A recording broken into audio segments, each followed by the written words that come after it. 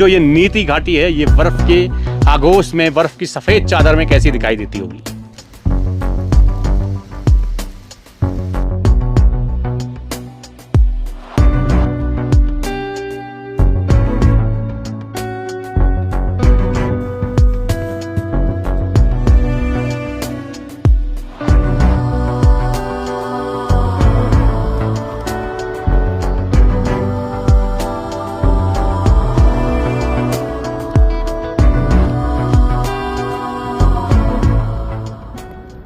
नमस्कार दोस्तों, मैं हूं आपका होस्ट एंड दोस्त हिमालय प्रेमी।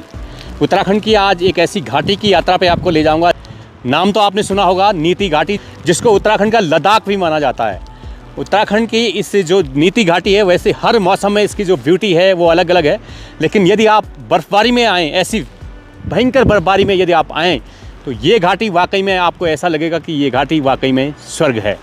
बीच से बहती हुई नदी और दोनों तरफ बड़े बड़े पहाड़, पहाड़ों पे उगे देवदार के पेड़, आसमान से गिरती हुई सफ़ेद जो नेमत है ईश्वर की, वो इस घाटी को और भी मज़ेदार बना देती है। इस पूरे वीडियो में आप भी बने रहिए हिमालय प्रेमी के साथ। 4 फरवरी 2025 मौसम विभाग की फोरकास्ट के अनुसार हिमालय के उच्च एरिया में हैवी से हैवी स्नो स्टॉर्म और स्नोफॉल होने का फोरकास्ट था। और मुझे इंतज़ार था ठीक इसी समय का, क्योंकि मैंने बहुत पहले से प्लान किया था कि नीति घाटी में मैं जब जाऊंगा तो उसी समय पे जाऊंगा, कुछ जो एडवेंचर टूर है कुछ तूफ़ानी हो जाए। तो मैं निकल पड़ा औली से जोशीमठ, और जोशीमठ से 75 किलोमीटर के डिस्टेंस पे है ये खूबसूरत घाटी नीति घाटी। 15 किलोमीटर के करीब मैं आगे बढ़ा ही था तो सामने देखा एक रोमांचक सीन था। बड़ा सा एक ग्लेशियर था, उसके बीच में काट करके रोड बनाई गई थी। इसके बीचों बीच ड्राइव करते हुए बहुत आनंद आ रहा था। लग रहा था कि काश ऐसी लंबी चौड़ी सड़क मिल जाए, लेकिन बहुत दूर नहीं चला और धीरे धीरे ये ख़त्म हो गया।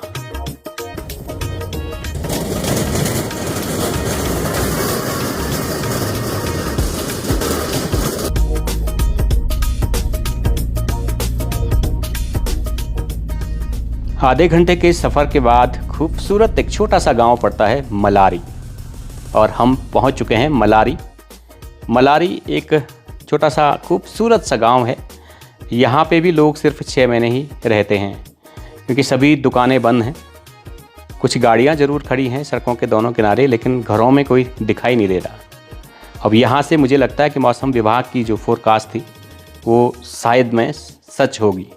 हल्की फुल्की सी बर्फ़बारी और बारिश शुरू हो चुकी है।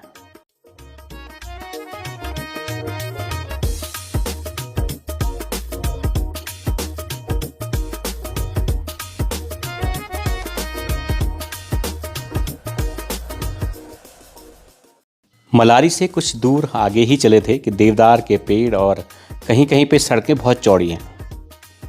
बॉर्डर रोड होने के कारण ज़्यादातर सड़कें तो बहुत चौड़ी हैं। और अब यहाँ से देखिए, काफ़ी तेज़ स्नोफॉल शुरू हो चुका है। सामने की घाटी तो पूरी स्नो से कवर्ड हो चुकी है। पेड़ों पे भी धीरे धीरे, देवदार के पेड़ों पे बर्फ़ जमनी शुरू हो गई है। यहाँ पे थोड़ा सा पत्थर आ रहे थे ऊपर से, तो पत्थर हटा के मैंने रास्ता क्लियर कर दिया है। और अब जो नदी है ठीक सामने, यहाँ से तो और बर्फीला तूफ़ान शुरू हो चुका है।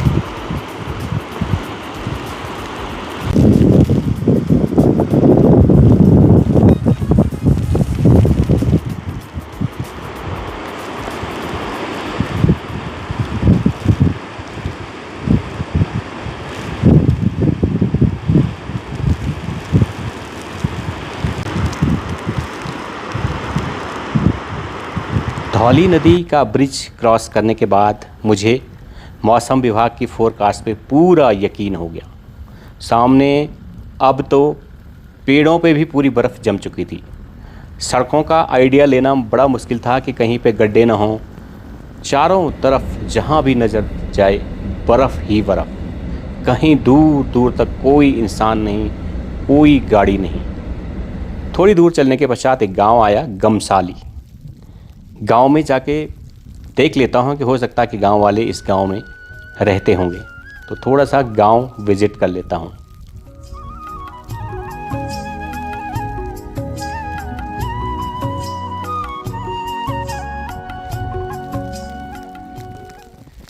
पूरे गांव में भी बाहर कोई भी इंसान नहीं दिखाई दे रहा। मुझे लगता है कि गमसाली गांव के लोग भी सिर्फ 6 महीने के लिए यहाँ रहते हैं, क्योंकि परिस्थितियाँ बहुत विकट हो जाती हैं। जब सड़कों पे आवागमन नहीं होगा, ट्रांसपोर्टेशंस नहीं आएगा, तो गांव में लोग रुकेंगे कैसे। तो गमसाली गांव के लोग भी 6 महीने के लिए यहाँ रहते हैं और 6 महीने यहाँ से निकल जाते हैं। गांव वैसे बहुत सुंदर गांव है, छोटा सा गांव है और इस समय पूरा स्नो कवर्ड हो गया है। ठंडा इतना ज़्यादा हो गया कि काश कोई चाय की दुकान मिलती तो चाय पी लेते कहीं पे, लेकिन दूर दूर तक कहीं भी दुकानें नहीं हैं। दुकानें तो हैं लेकिन कोई इंसान नहीं है। खैर चलो आगे बढ़ते हैं। और अब जो बर्फीला तूफ़ान है वो तेज़ से और तेज़ होता जा रहा है।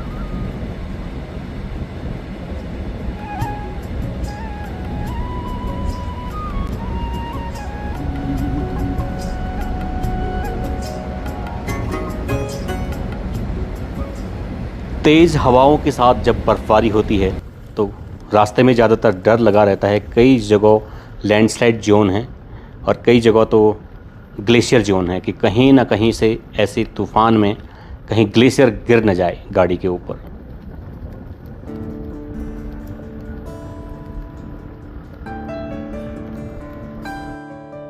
फाइनली बर्फीले तूफ़ान के बीच सामने नीति गांव का साइनेज दिखाई देने लग गया है।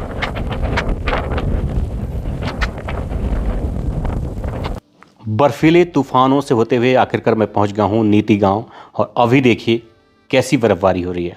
अभी आधा किलोमीटर और चलना है भारतवर्ष के आखिरी गांव नीति तक। बर्फीला तूफ़ान जब चलता है तो कुछ सामने बहुत विजिबिलिटी बहुत ज़्यादा कम हो जाती है, एकदम एक अंधेरा टाइप का छा जाता है। अब थोड़ा सा गांव सामने नज़र आने लग गया है और गांव के एंट्रेंस गेट के लगभग मैं करीब पहुंच चुका हूं।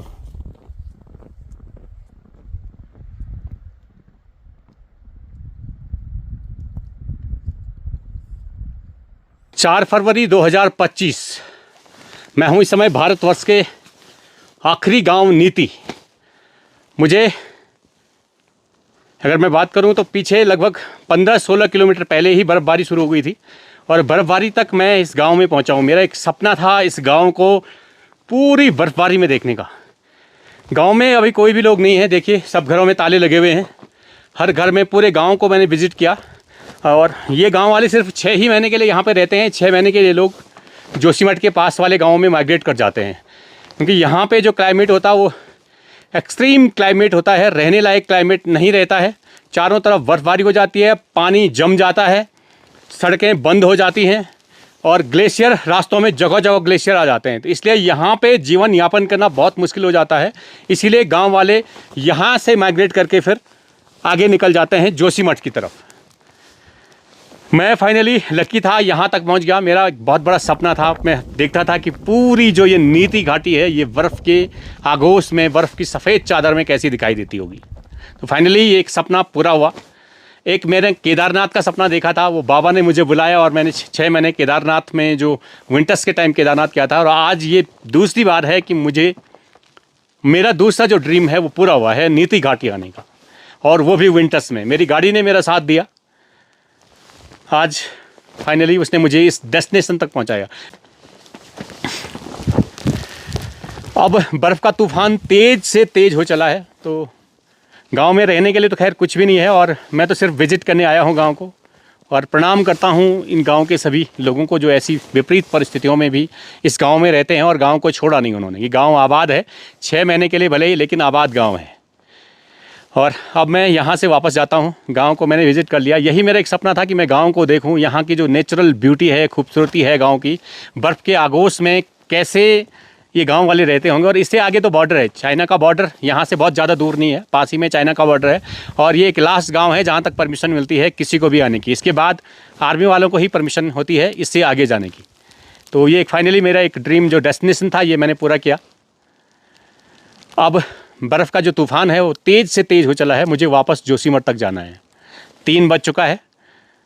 रास्ते में देखते हैं कि कहीं, क्योंकि कई जगह रास्ते में बर्फ़ के बड़े बड़े तूफ़ान हैं, कई ग्लेशियर मेल्ट होकर आ जाते हैं, तो कहीं रास्ता बंद न हो जाए और मैं फंस ना जाऊँ यहीं भी।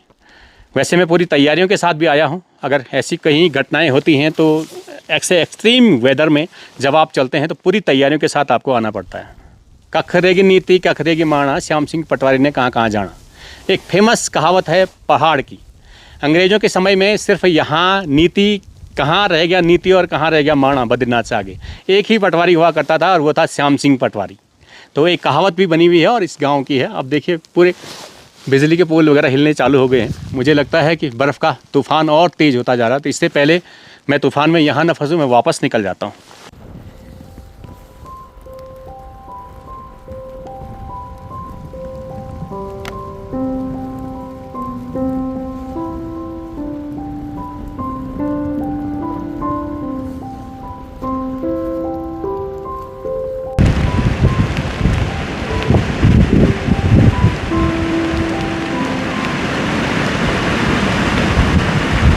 मुझे यहाँ से टिमरसेन के लिए जाना था। टिमरसेन महादेव का मंदिर है जहाँ पे बर्फ़ के शिवलिंग बनते हैं आजकल। वैसे भी विंटर में जैसे अमरनाथ में शिवलिंग बनते हैं वैसे ही शिवलिंग यहाँ पे भी बनते हैं। लेकिन बर्फ़ इतनी ज़्यादा हो गई है कि रास्ते दिखाई देने बंद हो गए हैं।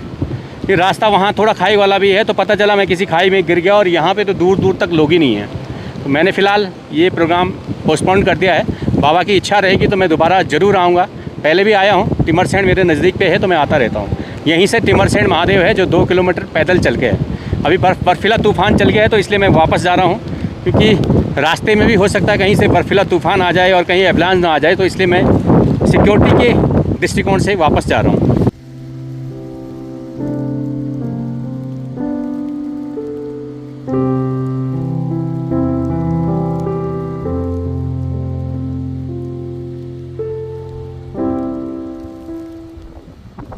मैंने हिमालय की बहुत सारी जगहों पर ट्रैवल किया है, लेकिन ये मेरा पहला अनुभव है कि जब 150 किलोमीटर की इस यात्रा में मुझे एक भी गाड़ी और एक भी आदमी दिखाई नहीं दिए। अगर दिखाई दे रही है तो चारों तरफ बर्फीला तूफ़ान और एक सुकून और शांति। क्या वैली है, खूबसूरती का यहाँ जवाब नहीं। सचमुच ऐसा लग रहा है कि किसी स्वर्ग में आ गए हों।